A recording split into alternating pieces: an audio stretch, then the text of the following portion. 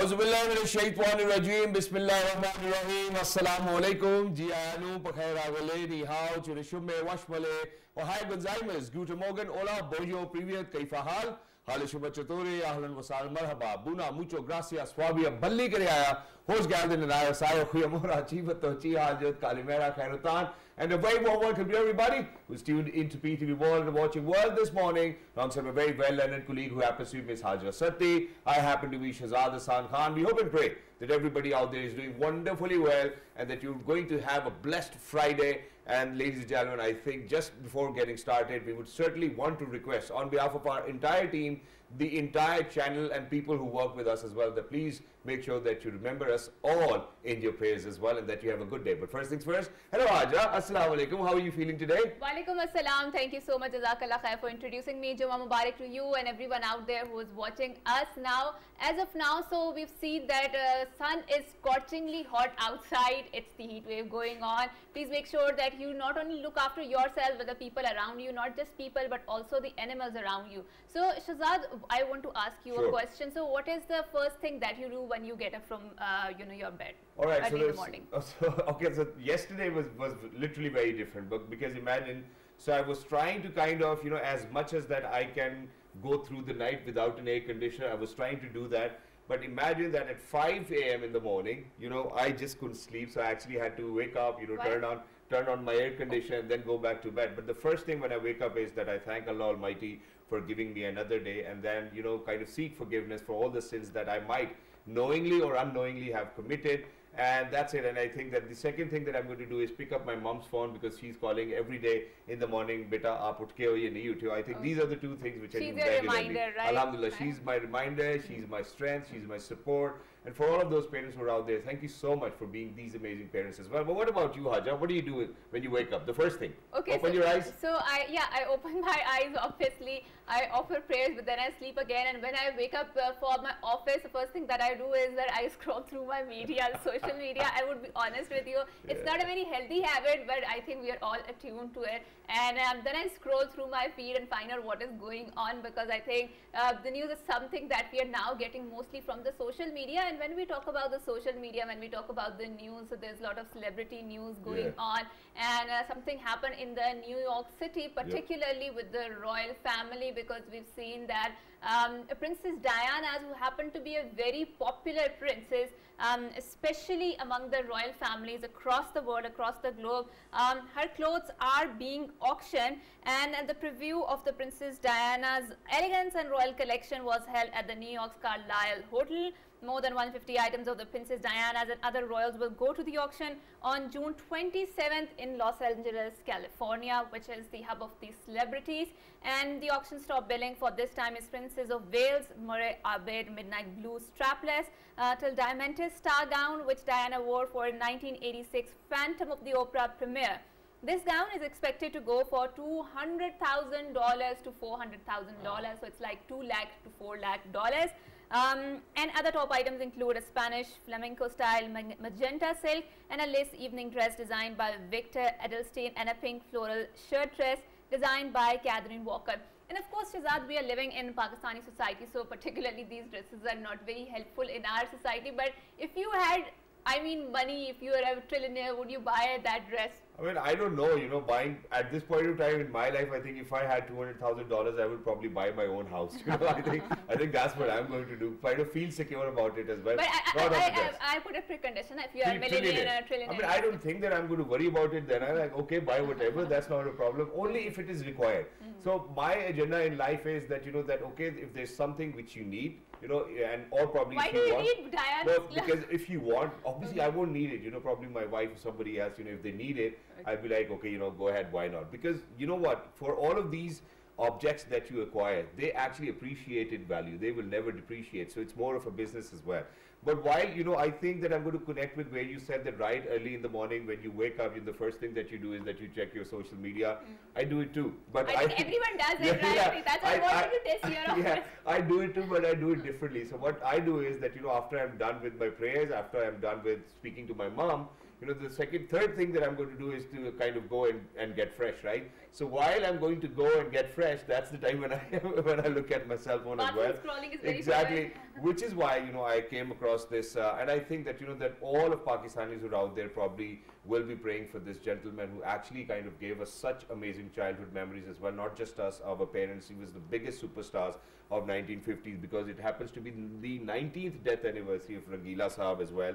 And I think what we have seen in our life is that, ladies and gentlemen, that this one of those amazing gentlemen who actually had a greater impact as well. And fans obviously remember his original name was Muhammad Saeed Khan, popularly obviously known as Rangila. It's his 19th death anniversary. He was one of the finest artists in Pakistan film industry which we've ever seen, and such people are born in centuries. Born on January 1, 1937, the pride of performance artist was multi-talented performer who had command over comedy and tragedy simultaneously. Rangila proved his skills in almost all departments of film, including acting, direction, production, script writing, and even singing. First, he worked as painter and made film boards. I mean, that's where I want everybody to take inspiration from as well. And then a chance at M.J. Rana's Jatti, wherein he performed tremendously, which shot him to fame in late 50s, as I mentioned before as well. And Hajra, imagine that, encouraged by the success of the first film, the king of comedy made his own production, Diya Aur Tufan, whose song Ga Mere Manwa Gata Ja Rahe, I think everybody is very well aware of it, was liked far and wide across all over the globe. Right. And I think when we particularly talk about the digital content, and when we particularly talk about that how he has made a name for himself, and he was not just a celebrity, but he was also a university in itself, a knowledge, a school in itself, and we pay immense tribute to our legendary hero. But now when we talk about our routines, the first thing, because we are so addicted to the social media, the first thing that I do, and I think a lot of people will support me and echo what I'm saying, is that we turn on our social media, right? And why is that? Because the algorithm is highly personalized, and it is personalized according to our own liking, and that is why there's so much addiction, right? But there are people who have used it for their own benefits. There are people who are not just mindlessly scrolling out there. There are financial models that we have seen have been replicated across the globe, that how social media and the content creation can be a source of job, a source of income for the people who are just sitting in their houses. And that is why I say that digital media or digital transformation can be a great leveler. It can give you a power sitting in your house in any remote area, less you have an internet, of course, right? And for people who do not have internet, that is a very big divider in that sense. But in order to talk more about the digital transformation, and particularly post-COVID, how we see the digital transformation is a norm, a new normal. And a lot of things that were considered a luxury, or you might not take it for granted, are now being a more normalized, especially when we talk about the schools, when we talk about the academic institutions. They are attuned to having the online classes. Models which were unthinkable before are now the new norm of the century, right? So in order to delve deeper into post-COVID situation, digital transformation, content creation, quality of the content, and content regulation, we are very glad that we have been joined by someone who happens to be an expert in this field. He is Ayaz Morisab. Assalamu alaikum, and thank you so much for coming to our show. Wa alaikum assalam. Thank you so much for inviting me. I'm happy to be here. Thank you so much, Ayaz bhai, for joining us. Wonderful to have you. For somebody who's a content creator himself, knows the importance of digital transformation. Haja has mentioned, how, even during COVID and post-COVID, how we've realized that, okay, now this is the way forward as well. Yes. I think that the first thing which I'm going to ask you is, why do you think that digital transformation has had such an impact on its audiences? What do you think happens to be the main reason behind it? And why do you think it is important for everybody to get onto digital transformation? And what different it is giving our to audiences which was never present before? Thank you so much for asking very heavy loaded questions. It's very interesting, and we are lucky that we are discussing on this topic, and on national TV people are watching us. Actually, there are the few things that are very important. People are very excited and they are impacted by this digital transformation. One is thrill. We are all excited. We love to watch, on the cell phone or digital media or reels or shorts, TikTok and everything. We like to watch. And the second thing is excitement. There is so much excitement. Even the small kids, they want to watch like hours and hours, and even elder person, they would like to spend much of the time on this social media and mobile phone. The third thing, that is the feedback. We get very instant feedback, and whatever we post on our Instagram or on our Facebook or on our X account, we get feedback. So we are very much, you know, a force after the COVID to be impacted by this digital transformation. The good thing is that the digital transformation that really help us to understand what is going through the world and how the world has changed. Our thinking pattern has been changed. The way we think, we were, as you were mentioning, that the first thing we in the morning, we used to see our cell phone and WhatsApp and all the things. One of the interesting things that you subtly alluded to in your conversation is the feedback thing, right? Yes. So your consumers, so I was teaching to my kids too, so they are called prosumers. They're also producers, while at the same time they're consumers. They're producing the content while they are also consuming the content. And one of the things that stands out in entire digital ecosystem is the element of virality. So you will see that anything would get viral regardless of the quality of the content. It will give you very immense fame, but that fame would be very short-lived, right? And after that, people move on, and then, I mean, people forget about this thing. So we've seen so many of the viral things getting viral. But in that entire scenario, I do feel that quality of the content is being degraded. So as a YouTuber, how do you recommend that we filter out good quality content or make sure that the quality is not degraded? Interesting is that we are very new in this field, and we are still learning. Even the content creators, they don't know the impact of the real impact of the digital media and digital content they are creating. It is very interesting that in this world, the business world, there are very few organizations that really adopted the digital transformation. So it's very technical subject. You have to understand what it brings to your table, to your organization, to your content creation. As a content creator, I think that we need to understand that the impact, although it's involved money, you get the viewers, you get the dollars that we all want. In Pakistan, nobody. I think everywhere, all over the world. Yeah, the world. That's fine. That's perfectly fine. That's we have in the end we have to earn bread and butter to bring it on our kitchen or on table. The thing is that it should be associated with your why. If you don't have why in your life, why are you doing this? Why are you conducting this interview? Why are you are in this media field? So it will be very difficult for any content creator or any artist to produce its content and its creativity. Unfortunately, we need training. In this area, the content creation, the content creator, they need to understand, okay, we have to create content, we have to earn money, but we also have to think that the impact we are creating on our society. That's why, I wanted to ask you, what do you think is the kind of impact of digital transformation or digital content on our daily routine or on our daily lives as well? It's change our thinking. It's a change our pattern. Every youngster they want the viral. They want to go rich and they want to be invited on the TV show to give the interviews.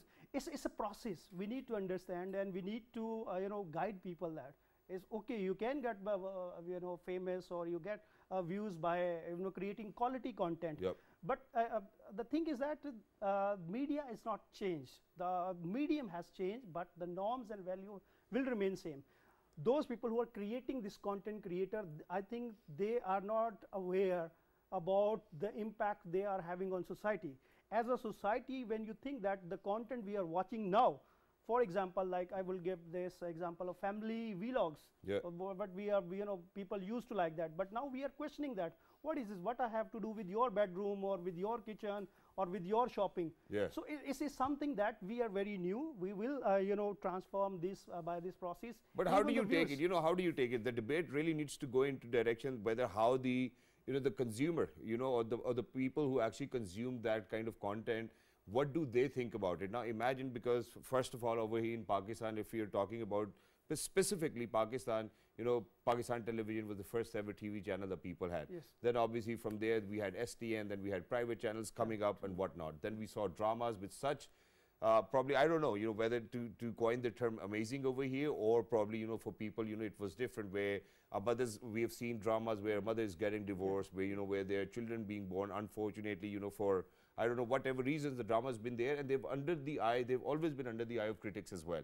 And now recently we see that nobody speaks about it, because now people have learned that, okay, you know, this content is normal. So when we speak about morals, when we speak about values, do you think that for any digital content creator, he will think about morals or values, or he will think about whether what sort of data will be consumed and let's give it to them? Because you said it right at the beginning, because you said it right at the beginning that, you know, that instant feedback is something which you get on digital content, right?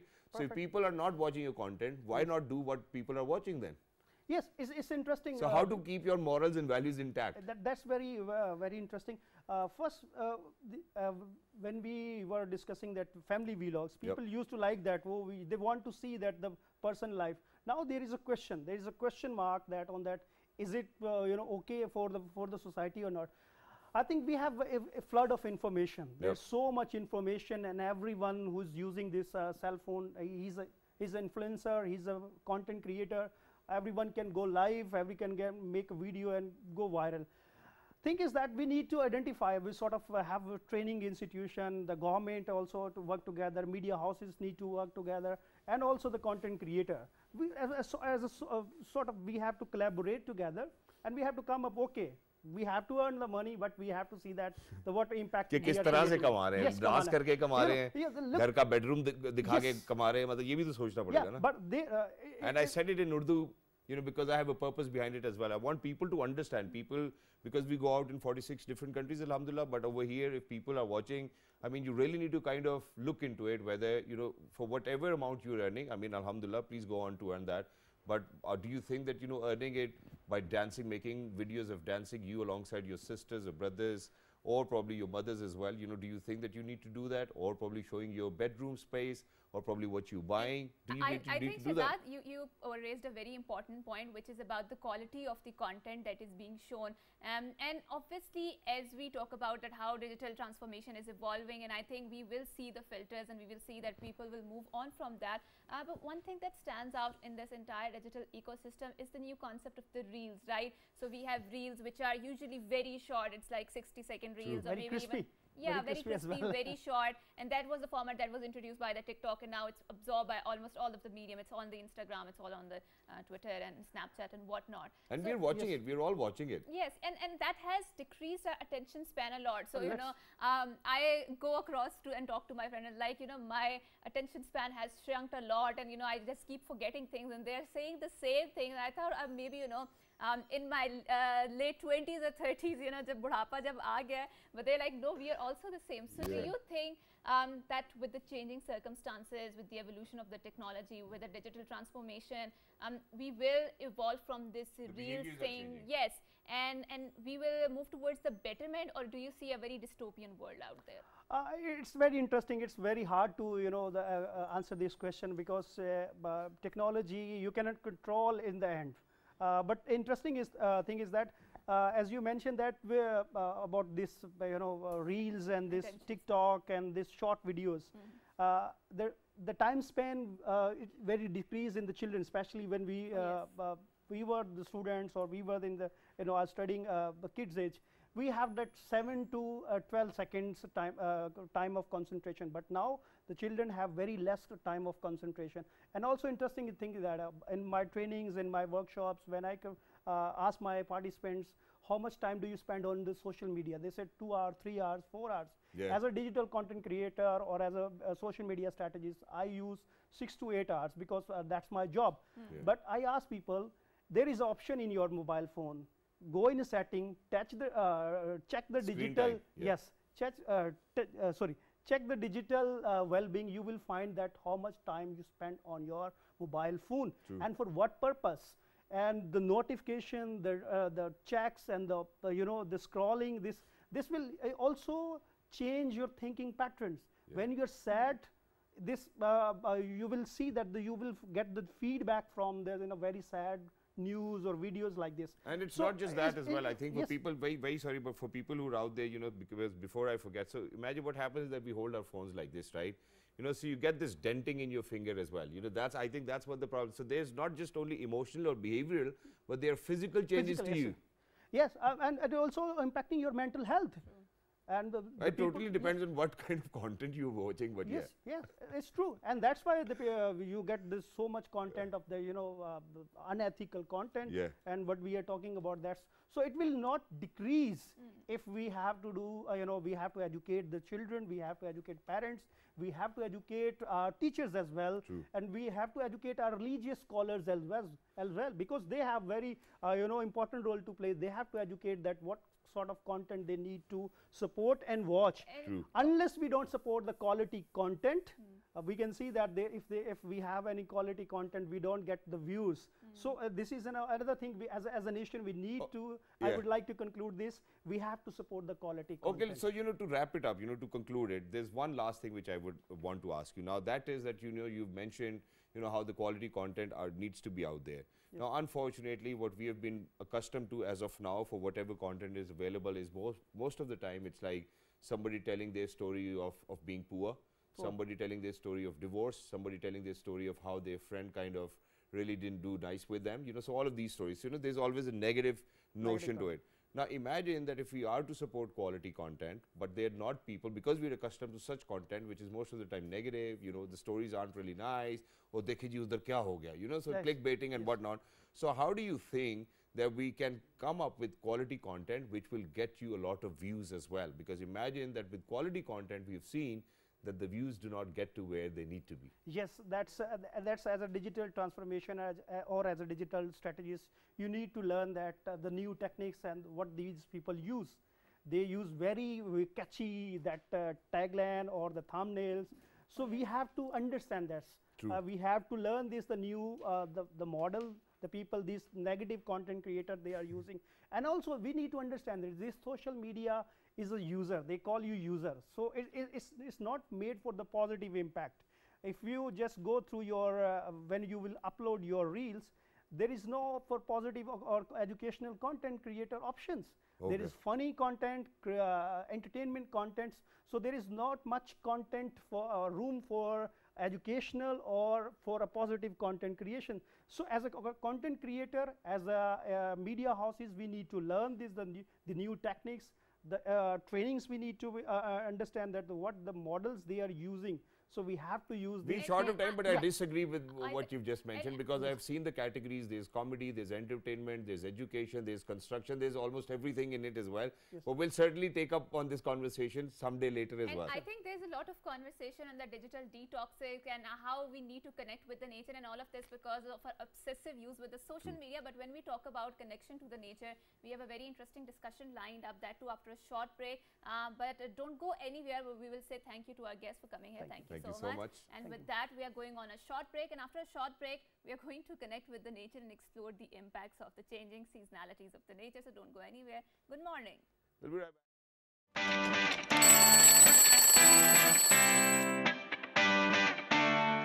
Ladies and gentlemen, welcome back. Thank you so much for staying tuned. I hope everybody's having a great Friday so far, and we were actually making sure that we bring you to the kind of content that we were speaking of as well, quality content. But to continue with that, as Haja right before the break has mentioned that, that we will be talking about how to kind of get that connect with nature. But there are problems that we are facing, not just us, but I think world over. So this is a story which I would want to share with you as well, because imagine it's not just the humans, it's even the monkeys who are actually feeling the heat as well. So because of the climate change, imagine that the rescuers raced to give water to dehydrated howler monkeys in the southern Mexican jungle after dozens of deaths were reported amid a fierce heat wave. In a forest outside Camalcalco, Tabasco, brigades assisted weakened monkeys. Wildlife conservation experts said over 100 individuals have died of the heat wave. Threatened howler monkeys have been dropping dead from trees in Mexico's southeastern tropical forests in recent weeks amid a nationwide drought and heat that have sent temperatures soaring across much of the country. And it's really unfortunate, not just for the human. And imagine this is humans who are actually responsible for such heat waves as well. Yes, of course, and the destruction that we see on the ecosystem. But now, Shahzad, we are also observing a very important day, because we are observing International Day of the Markhor, and we've seen that Pakistan's national animal also happens to be Markhor. The day recognizes the importance of preserving the Markhor and its natural habitat, which was listed as near endangered species in 2014, highlighting the need to protect it and its ecosystem. The Markhor is an endangered animal found in the mountainous regions of Central and South Asia, including Pakistan, Afghanistan, India, Tajikistan, Turkmenistan, and Uzbekistan. And I think because of the tourism towards the GB area and of the mountainous areas, the importance of Markhor has been highlighted again and again, the mass tourism that has happening. Before that, I don't think so we even knew that our national animal is Markhor. And if you go to the GB area, the meat of the Markhor. Flocks of them. Yes, I mean, really? I haven't seen flocks of them. This is exactly what I wanted to talk about. So imagine that when I went to Gilgit-Baltistan, I think it was probably 2 years ago in June, July. What happened was that, so what they've done is that the meat is very expensive. There's breeding season, and then, I'm not sure. So we have an expert over here in the house who will actually let us know. Then there's a season where you can attain a license to go hunting for Markhor as well. Yes. So, and for anybody who, unfortunately, is not aware of this, ladies and gentlemen, can even go to prison for hunting a Markhor without a license as well. But how to protect this endangered species? Because in 2014, these species were endangered as well. So how have we been so far, in terms of Markhor? It happens to be our national animal, because speaking of our national sport, hockey, we're not really good at it. So protecting our national animal, ladies and gentlemen. We used to be good at it at one point of the time in the history, but when it comes to Markhor, we hardly know about it. But I think now we know of its fame because of the tourism to Gilgit-Baltistan. So without any further ado, we are very glad that we have been joined by someone who happens to be a member of the Islamabad Wildlife Management Board. He happens to be Waqar Zakaria Saab. Assalamu alaikum, and thank you so much, sir, for coming to our show. So, sir, first up, when we talk about the Markhor, when we talk about preserving all of these endangered species, why do you think it's important to observe the International Markhor Day?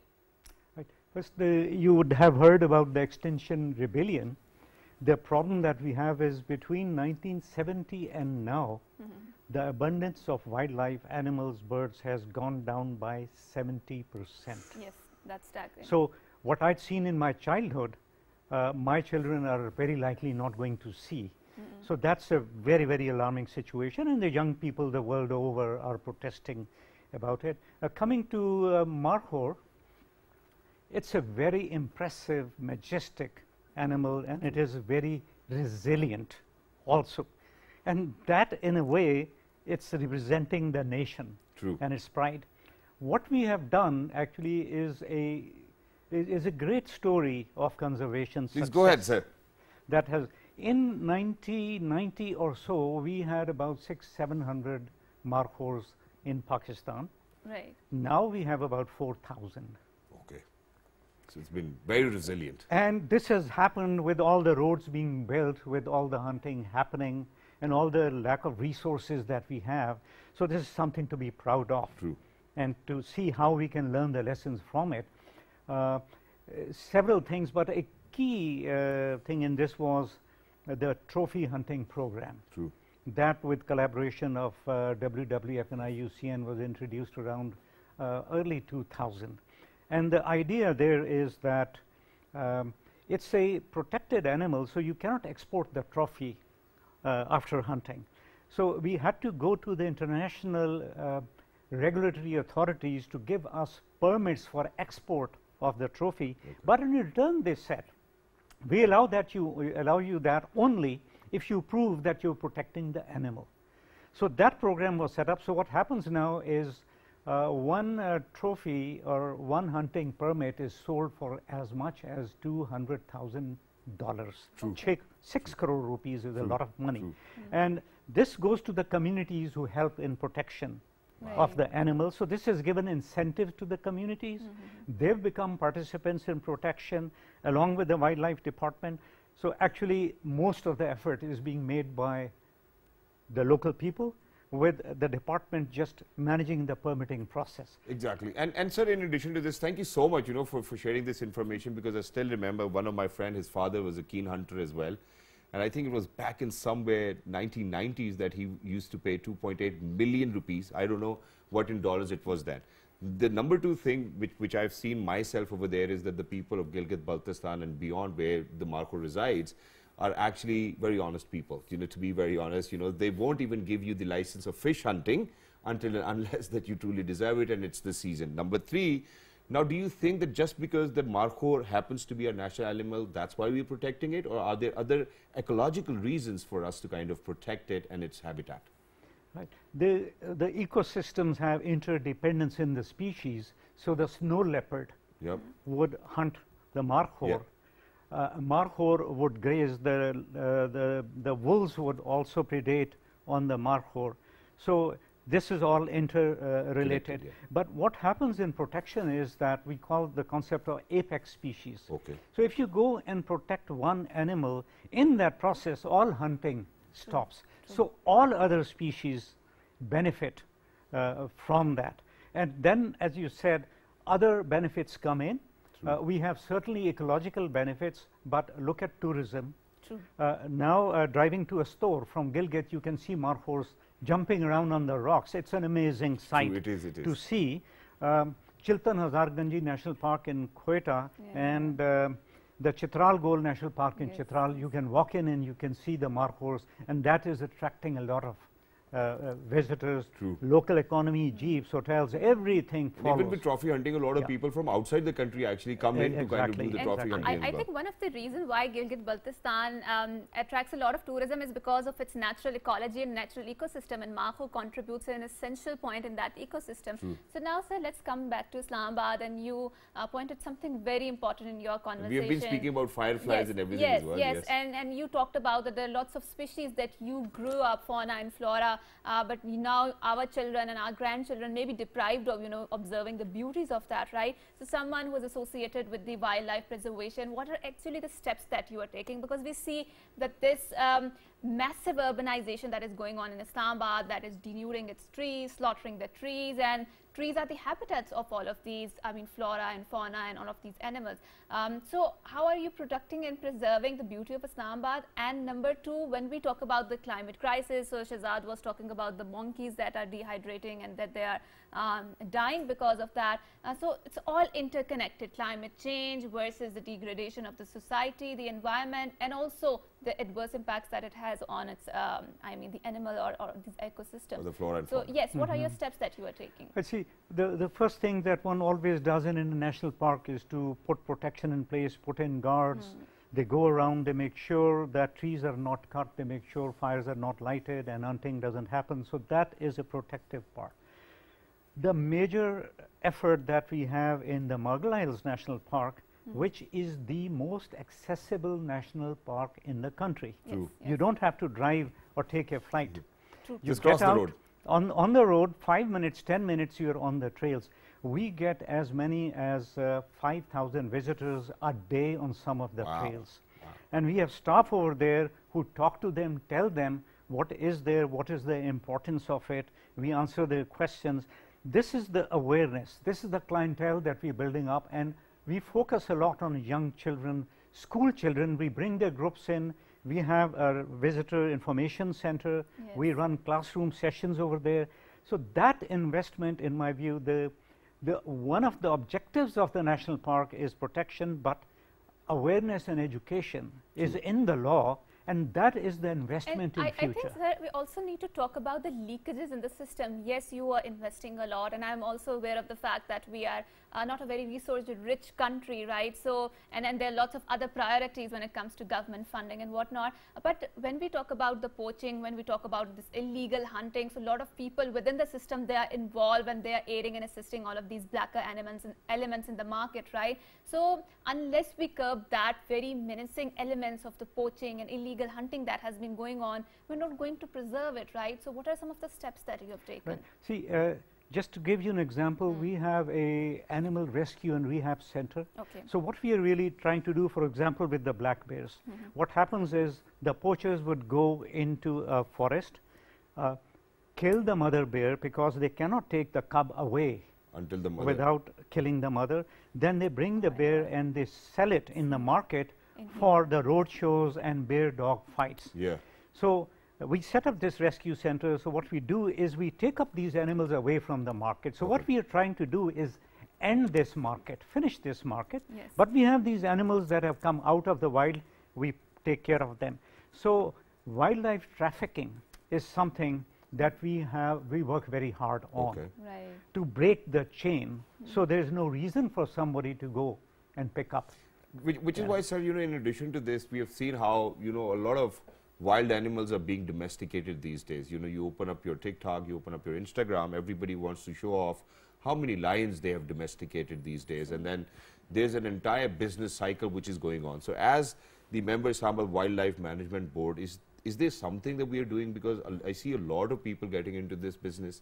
Unfortunately, we have had an incident in probably Bahria town, Islamabad, DHA. where, you know, or probably DHA as well. DHA too. Sorry, you know, for all of those people who might get offended on me saying Bahria town as well. You know, that one leopard was out on the loose. Yes. We spoke about it quite a lot of times. How do you think that the Wildlife Management Board is kind of curbing this menace? Because imagine that, you know, if there are too many lions out there which are being domesticated, there will be one any day out on the loose as well, you know, probably not going to be good for people around. I think what the term wildlife, let's be very clear, that it means life in wild. Okay. Right? Yes. So once you domesticate an animal or breed it and then bring it up out of the wild, then it is compromised, and it is in a way like in a prison.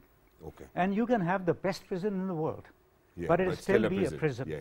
So it never sees, it never experiences, and it never grows, it never breeds the way it would in the wild. So that is a basic principle.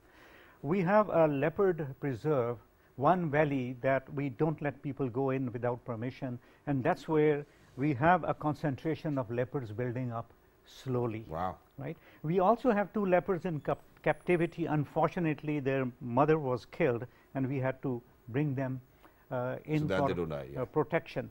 So there is a new legislation that has been passed by both houses. Hopefully, it will soon be enacted. In Islamabad Capital Territory, what we are proposing as the first is no domesticated wildlife animals, period. No, you can That's have a goat or a dog, Mm. that's different, but none whatsoever. So we are moving towards that. So whatever they are left, for example, wild parakeets, you know, Yes, yes, ringed, yes, totally, Yeah, yes, yeah, yes, yes. right? We have a full licensing system. Whatever is left is marked, tagged, and recorded. So no new from the wild can come in anymore. All right. So we stopped that process Right. right there. So this is very, very serious, because if we don't handle this part, then the wild will get contaminated. God forbid, if an animal from captivity goes into the wild, the genes would be compromised. A captive bred animal doesn't have the diversity of genes in All it. right. Yeah. So you don't want that to happen Mix, yeah. at all. And the captive bred animals are forever dependent on people. True. That's very true. And sir, that brings us to a very important conversation. Thank you so much for highlighting that, which is the concept that is gaining and already has gained traction across the world, which is the debate amongst the zoo and the open safaris, right? And you talked about how the animals that are in cage, they are develop different sort of habits, and it's not healthy or human to treat them like that, right? And in Islamabad, we do see that there is a zoo out there. So, and we've also seen there was yes, the famous case of that elephant, you know, which was, I mean, Then rescued, yeah. that's rescued from there, and I think flown out from here because it was very inhuman the way it has been treated, right? So when we talk about the zoos versus the open safari, so what are particular the steps that you are taking? Are you in the favor of, I mean, dismantling this particular zoo? Because for our entertainment, just for our, what do you call it, sairat tafree, we are, I mean, putting so much stress on the wildlife, on the animals, and open safaris is one of the very important advocacy in terms of wildlife preservation. Right. I think just to update you, about 5 years back, there was a case in the High Court. Justice Athar Manila was there then, and the citizens went and said that the animals in the zoo are constantly dying. Yes. So the zoo should not be there. And we also in the board took a position that the zoo should be closed, and the High Court issued the orders, and the zoo was closed. Now all we have over there is an animal rescue center. Okay. The distressed animals that we capture or they are injured, we bring them in and take them. If they are in a good condition, we send them to the wild. Otherwise, it's a long-term liability. All right. So our position on the zoos is very clear. Theoretically, you can have a zoo, you can have a great prison, but as I said, prison is a prison, and the capacities that you need for keeping animal in captivity, every species requires a different specialization, treatment, food, medical, everything. Exactly. And you have hospitals for people, and now you want to have hospitals for 35 animals. True. Every one being different. it is practically in this country where we can't look after people to look after animals. Animals as well. So as such, our policy is that in Islamabad, we do not support the zoos at all. And I think if you go and look at other zoos in the country, some are good, but you will hear the horror stories. Now, if we come to the safari, yes, I've recently heard that CDA, in its imagination, and it comes up with these ideas every now and then, want to set up a safari in the national park. Now, safari is basically a glorified zoo. True. And there actually you want the animals to behave in a certain way to please the people. There you have them in cages, but here you would feed them and do something so that with they come them. in front of the people. So it is a glorified zoo for all practical purposes. But have you seen the movies? If you see Markhor jumping in the hills, it's different. and you see Markhor standing on the top of a concrete hill that somebody has just put together, it's different. I mean, come on, we have to appreciate nature as it is. And this is actually disrespecting the animal and nature. And sir, I think when we talk about Pakistani society, we abuse our wildlife a lot, and we are not a very animal friendly country. So every day when I come from my home and I commute on the expressway, I would see there's so many dogs, there's so many cats that have inhumanly been killed. With that, I think we need to be more friendly towards the animals. More considerate. Yes, because they are cohabitating with us, and it's not just our right to live on this planet, it is also their right, because they're also contributing towards this ecosystem, and everything is working in the harmony, and that great harmony makes us more interconnected when we talk about the Mother Nature Earth. Thank you so much, Waqar. Thank you so much, sir. It was wonderful to have you over here. It was great to talk about International Markhor Day and how we are actually going to live together and make sure that we are more considerate towards the other species as well, and kind of look after them as well. But thank you so much, everybody, for being tuned to or staying tuned to PTV World. Please stay tuned. There will be a lot of news and programs coming your way today as well. Until next time, look after yourselves. It's a good morning. Happy Friday. Jummah Mubarak. Jummah Mubarak. Allah Hafiz. Thank you.